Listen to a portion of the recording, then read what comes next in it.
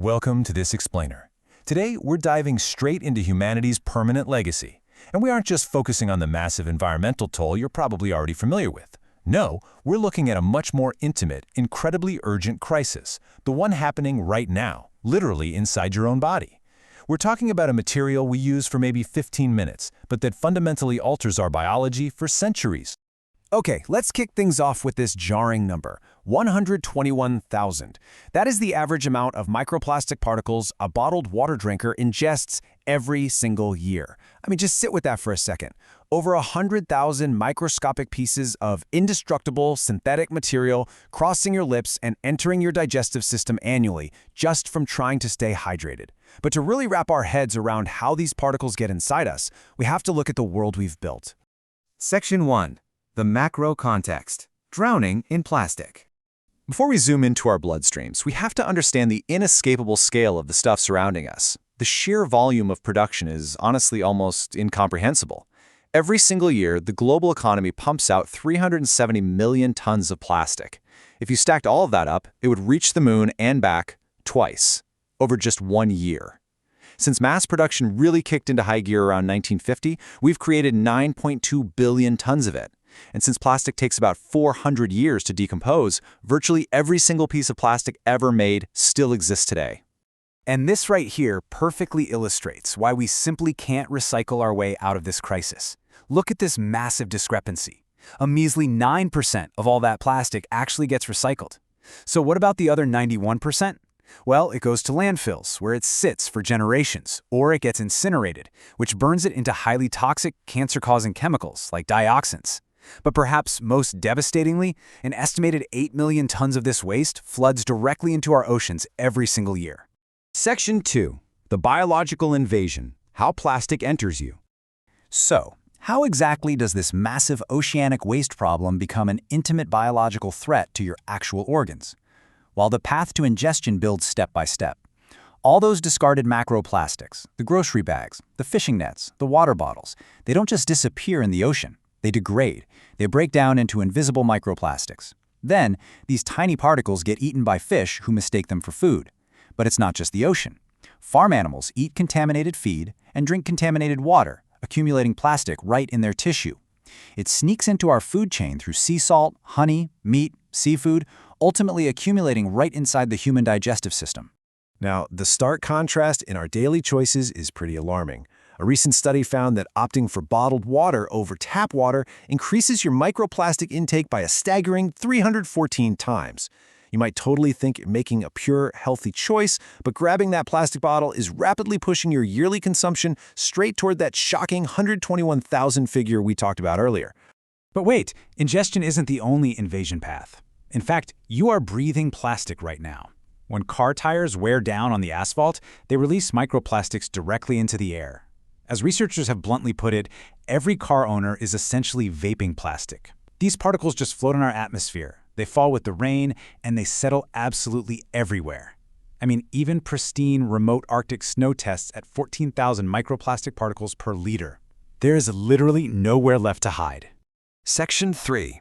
The internal crisis. Plastic in your organs. We're going to slow down here for a second, because this is the clinical core of our explainer. What exactly happens when these indestructible airborne and waterborne particles cross the biological threshold into our internal systems? Well, the preliminary biological research is incredibly alarming. We now know that microplastics don't just pass through you. They are small enough to cross directly from your digestive tract into your bloodstream. And once they're in your blood, they travel to and lodge themselves within your major organs. Because the human body cannot break down synthetic polymers, these invaders cause unnatural chronic cellular inflammation and trigger continuous, totally confused immune system responses.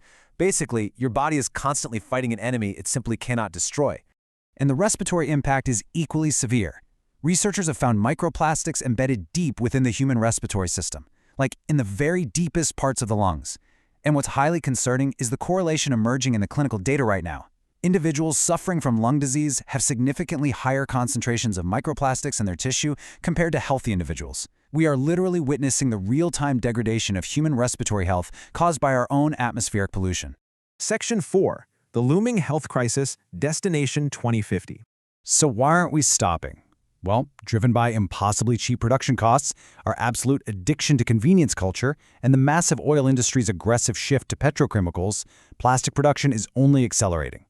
If we maintain our current trajectory without systemic change, the year 2050 represents a grim milestone. Yes, by 2050 we're projected to have more plastic than fish in the ocean by weight. But more urgently for us, 2050 marks the point where this hidden internal invasion officially evolves into an undeniable global public health crisis. The clinical consequences of this 2050 scenario are dark. As microplastics accumulate over decades within the global population, medical experts warn we're going to face unavoidable spikes in cancer rates, severe immune system dysfunction as our bodies exhaust themselves fighting synthetic particles day in and day out, and widespread systemic organ damage. Let's be real, we are running a massive, uncontrolled biological experiment on the entire human race. Section 5.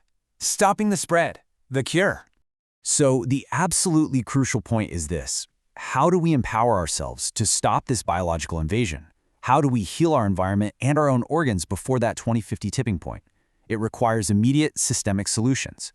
We must ban single-use plastics globally, exactly like Costa Rica successfully did back in 2019. We have to enforce extended producer responsibility. If a massive corporation makes plastic shoes, they must be legally and financially responsible for recycling them, completely shifting the economics. We need heavy investments in alternatives like mushroom packaging and hemp, and we absolutely must enforce international laws to halt wealthy nations from just exporting their toxic trash to developing nations. As individuals, we can take immediate defensive actions, for sure. We can install water filters, actively support plastic-free companies, use reusable bags, and drastically reduce our overall consumption to limit our daily exposure. But stepping back, it ultimately brings us face to face with a critical question. Which path are we going to choose? The dystopian 2050 or a true biological and environmental recovery? I want to leave you with this really powerful thought. Every plastic item you refuse to buy is a vote against plastic. Every reusable item you use is a vote for the future. Look, the growing crisis inside our lungs and our bloodstreams isn't some inevitable fate. It's the result of a system we created, which means we absolutely have the power to dismantle it. So, knowing what is happening inside your own body right now, what will you choose to do to stop this invisible invasion today?